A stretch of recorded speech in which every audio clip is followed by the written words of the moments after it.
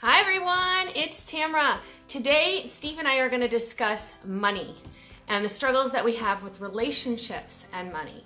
Not just your relationship with money, but the actual interaction of how we kind of project onto each other when we are in a relationship about our money insecurities. I remember back when I was married. Ooh, there he is.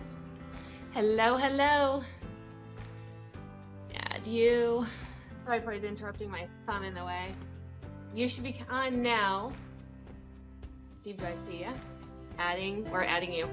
So what I was talking about is back in the day when we first were married, my spouse and I didn't know this whole issue about finances and this relationship. Ooh, let's try it again. How interesting. I don't know why it's not working today. Hello, thank you for joining. Ah, there you are. Are you getting situated? Yep, getting situated. Sounds good. I was just sharing with everybody how today we're going to discuss all about money and relationships. And I was just starting to talk about my past, a little bit about what I learned. I had been married to a man who had different money languages than I did. And so it was a very interesting experience being in a space where we just didn't have the same money ethics. And that created a lot of friction within the marriage. And I think inevitably just ended the marriage because we didn't have the same money language.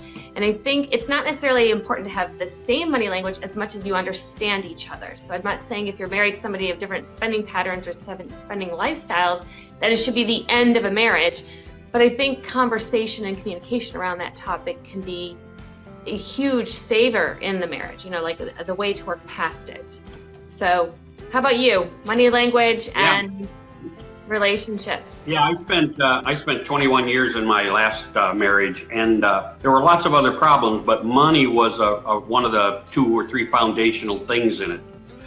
The challenge, of course, comes with not just that you understand each other's money problems, but that you accept our beliefs and our situation. So if you always keep separate money and you set it up that you're going to keep money in separate accounts and you're going to share the money that you share and pay your part, that's one thing, that's up to you. If one of you believes, hey, we should always share the money and put it in one account, and one person says, no, I want it like this, then you have to compromise and find a place. But the foundation for what for mine anyway, was that in the beginning, neither one of us knew how to take care of money. We just, hey, let's go spend until we run out, and then we'll borrow money. And that was how we, yeah, oh yeah, well, a lot of people live that way. It's an American, right. And I really good.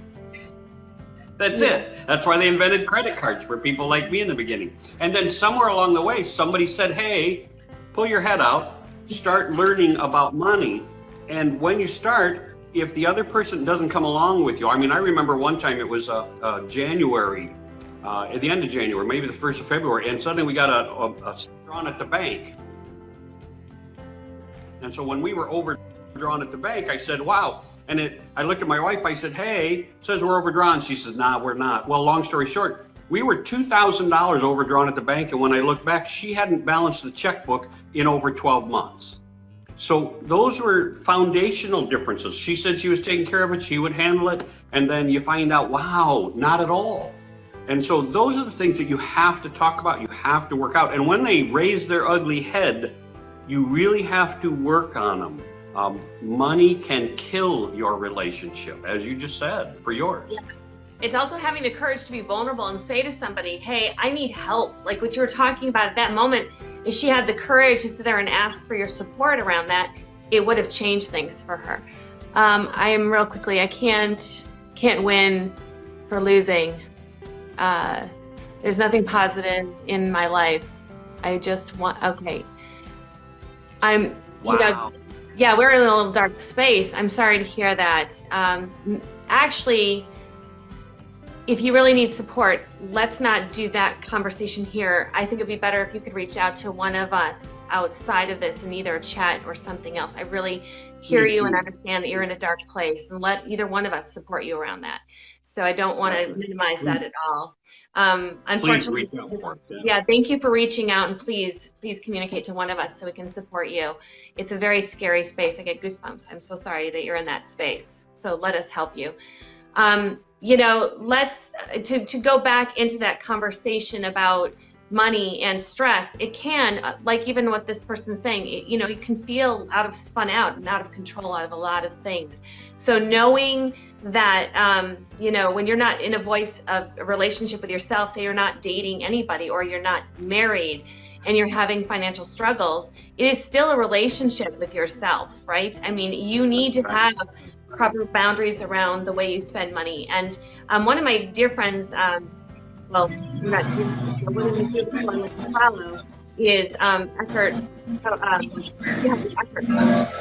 he talks a lot about relationships on money. And I find it very fascinating when you look at the dynamic of two people coming together who have different spending styles. Somebody may spend for pleasure, and somebody may spend or use money as safety. So there's different ways to use money, you know, and that can change the dynamic. So it's very important to know. That's a great point. Yeah, because that's, you know, when I was, Go ahead. When I was growing up, that's what mine was always pleasure. I always spent my money on pleasure, you know, and the safety part never entered in because I always said there's always going to be another dollar. There's always going to be more money you can earn. Whether you have to take another job, whether you have to go sell something, you always find a way to get that other dollar. But then from the other person's standpoint, it's, well, money is safety. And so now I've grown to not only understand and appreciate, but you have to relate to that other person. And so I didn't in the beginning. And you know, that was one of those where if you started putting money away, I mean, my mom and dad always said, save 10%. And I went, yeah, no, that's not, you know, what's $100 going to amount to? No, it won't. But that mounts up. The safety, whether you got 5,000, whether you got 5 million in the bank, is somebody else's safety. And that's important that they feel that safe and secure in a relationship because you've decided to value their side of that money equation.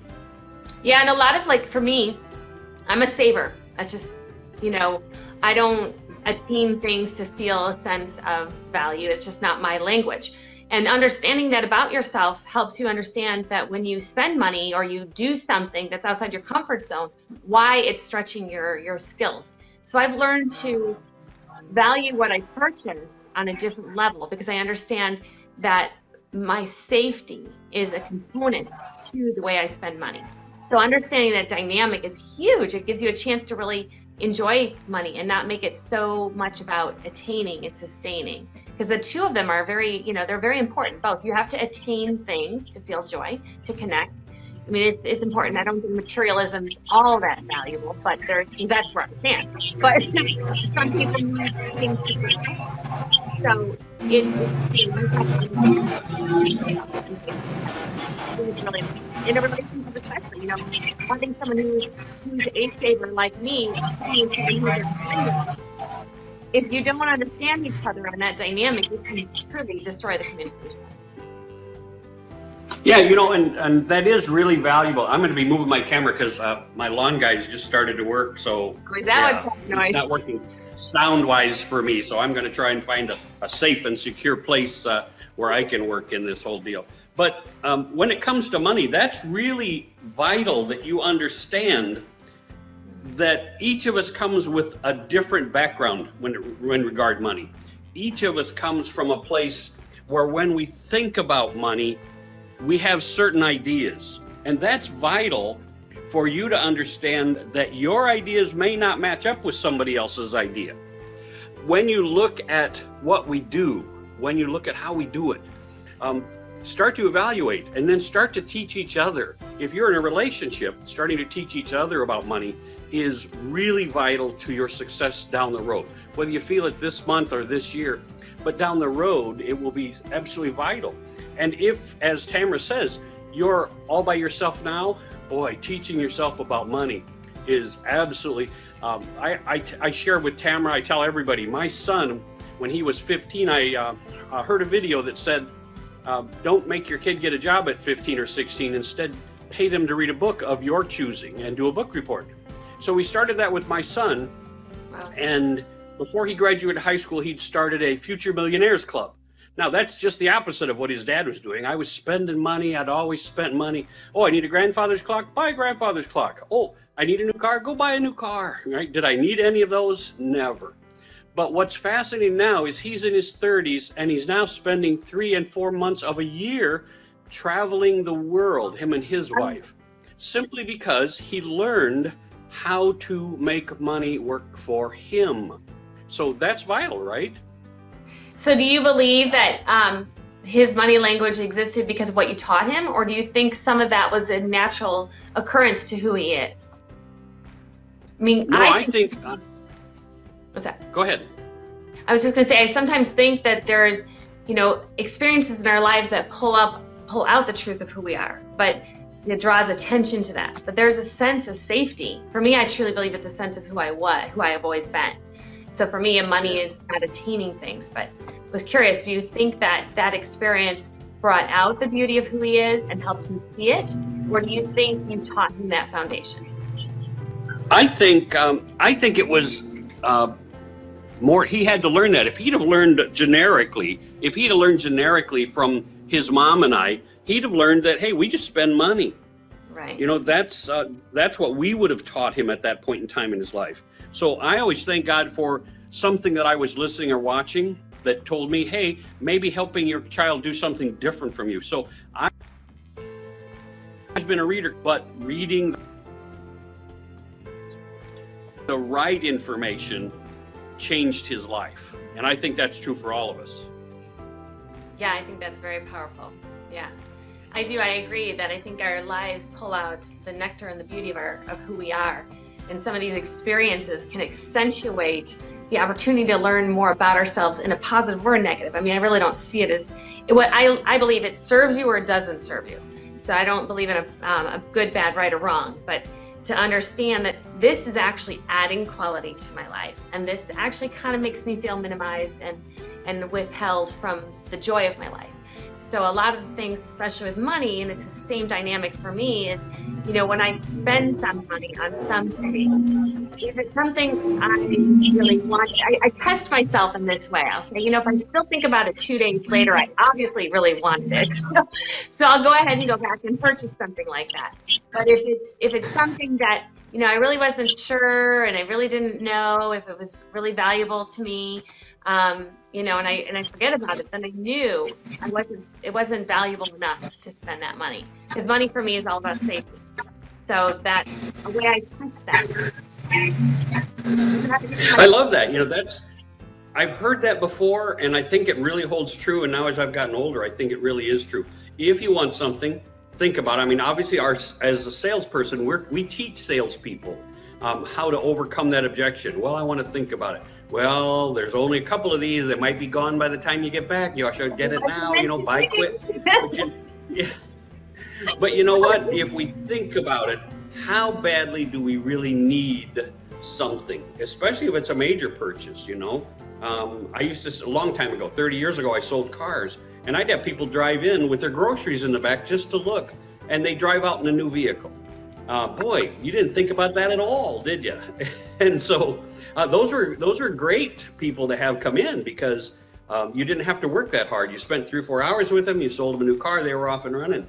But anytime, and I mean anything you want, whether it's for me, a new shirt, we'll walk in someplace and I'm like, ooh, boy, I really like that. I'm a clothes guy in some respect, and I go, I really want that. And then the more I think about it, the more I go, but is it really worth, what, $55? Is it really worth $19? Is it really worth $120? And if I walk away, I almost never think about it again.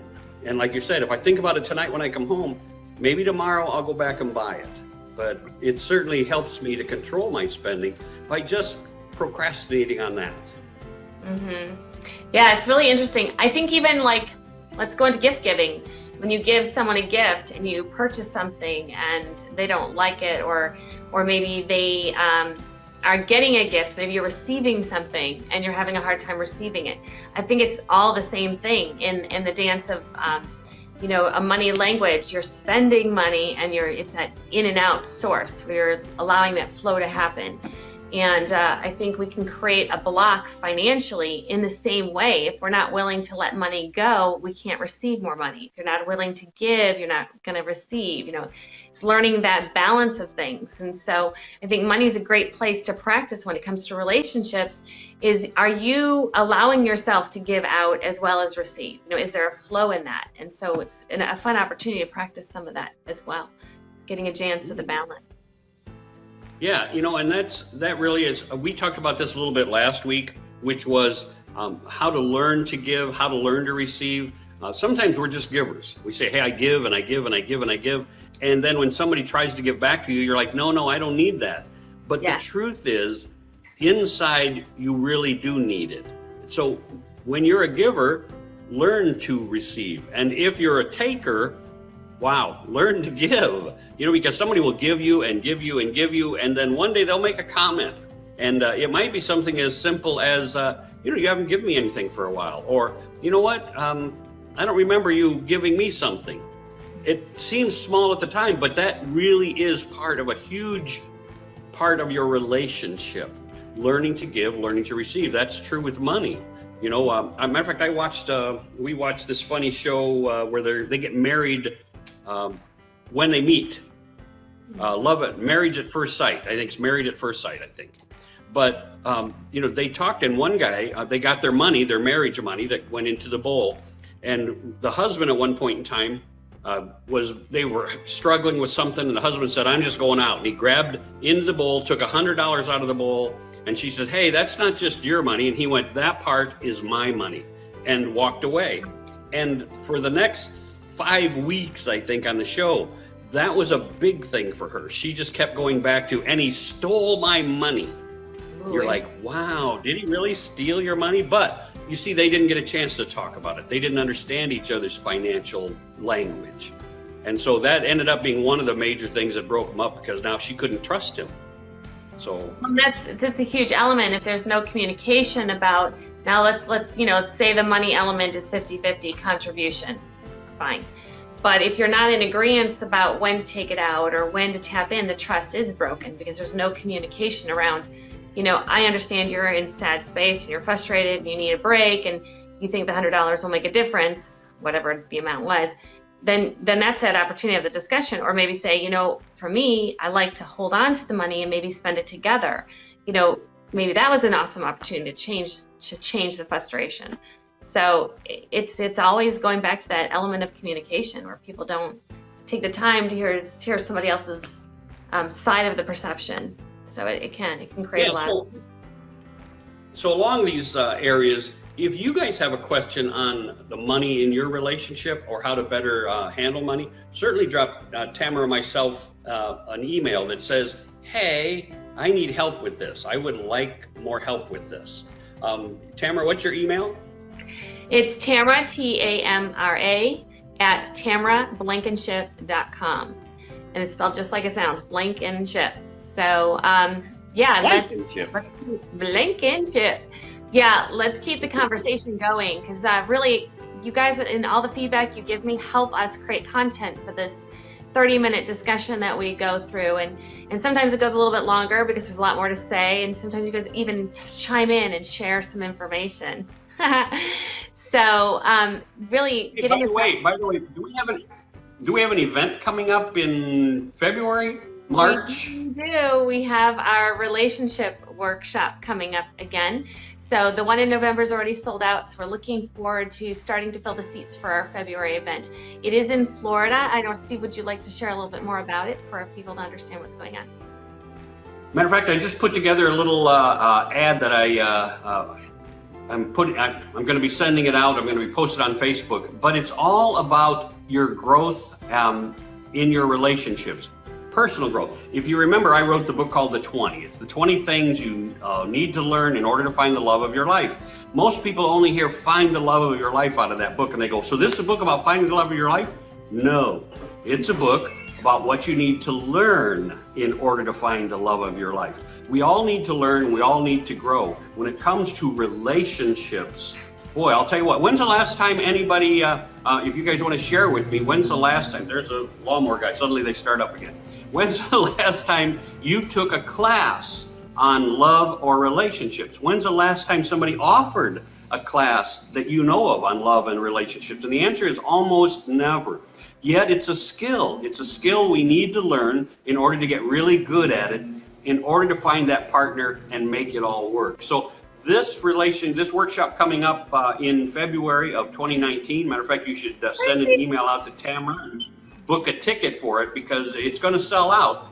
And we keep it fairly small. And the reason we keep it small is because we want to help the people that we can reach right here. If we had 200 people in that, we couldn't help you all. But if we keep it small, we can help you grow into the relationship you need, whether it's starting a relationship, whether it's making more of a current relationship, or quite frankly, sometimes it's you need to get out of a relationship.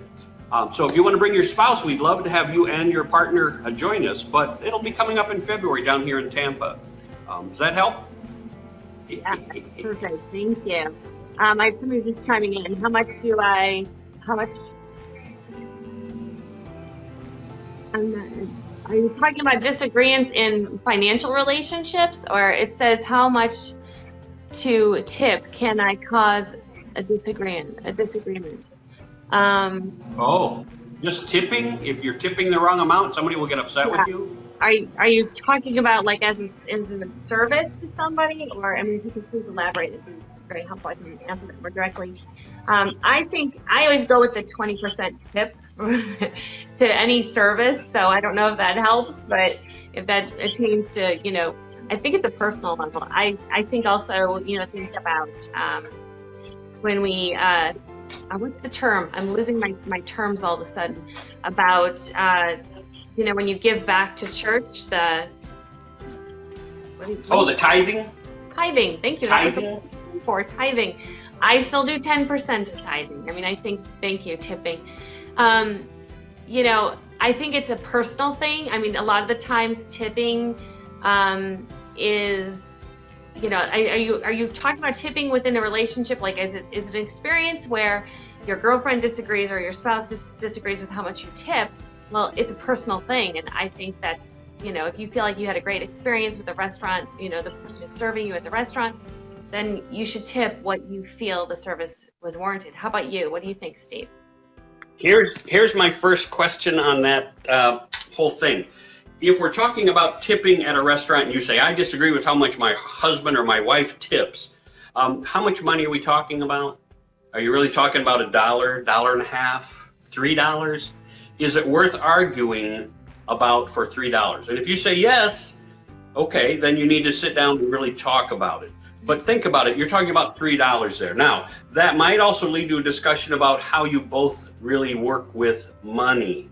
And that's the real crux of it. But if the only disagreement happens when you're tipping, gosh, think about, is it worth it? That's showing up in your life though, if it's just around tipping. Robert, thank you for asking the question. Kim, I agree. I think I just don't even worry about it. I think it's their experience. And the argument is something that there may be a bigger issue, and it may be an instigator to create conversation.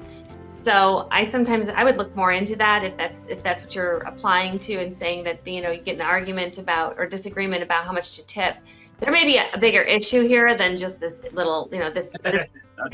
So maybe something pulling up to the surface. And so you can use that experience to help neutralize. You can say, we seem to argue a lot about, how I should spend my money or where it should go. What's going on there? Because that really sounds more about controlling someone else than it is about what you're tipping. And that's what I'm hearing more in that. That's a real good observation. Matter of fact, that's why Tamra and I do so well tag teaming up like this. She heard control, and I hear argument. And so it's really nice. Is it about control? Is it about something that really is much different than the money argument? I will tell a story in any of my workshops about how I was teaching a workshop and it was all about what are the things worth arguing about? Most of the time we narrow down to about 4 items, but one of those is always money. And then it gets back to, is it really about money? Is it about trust? Is it about relationship? So those things are things that you have to be aware that can really vary depending on who's doing what. Tamra's over there blowing kisses to somebody. I'm I not sure know what that's all somebody about. Tamra is the best. I'm like, oh, that's so sweet. I blew a kiss. You're so sweet. Thank you, Stephanie. Too cute. I always look, I always look at every situation as something that there's an underlining opportunity of discussion. And the reason you're getting really triggered isn't really the real reason. We just are kind of like pulling up something here, and we're using this moment to express some and release some tension. So keeping things simple and making the conversation even about money, about something that could really be expansive. I'm sorry, Kim, unfortunately your message already went past. It was a nice juicy one, so I apologize. People are hopping in and it goes in too fast. Yes, send it to her in an email. So funny. Yeah, send it to her in an email. We will get to talk about it next week, right? Yes, I will. If you send an email, we'll get to talk about it next week. Absolutely. And with that, Tamra said she has things to do today, so we had to keep it right to 30 minutes, and I think I'm at 29 minutes, young lady. So, I have to go to the airport. I'm sorry, guys. I am bolting around today. So, yes, I appreciate you respecting my time boundary. I appreciate that. So thank you so much for hopping on today, you guys. Please, please, please forward us some questions or some topics you'd like to discuss. And thank you again, Steve, for being here. You're so amazing. I apprate I hope you like my laundry room. It's working out real well. This laundry room is big time. You're so cute. I love it. Get a little secret tour. Anyway, have a great day. I hope you all have blessed relationships and then celebrate all that life has to offer you. Thanks again, Steve, for this valuable time. Sending you all love. My pleasure. God bless.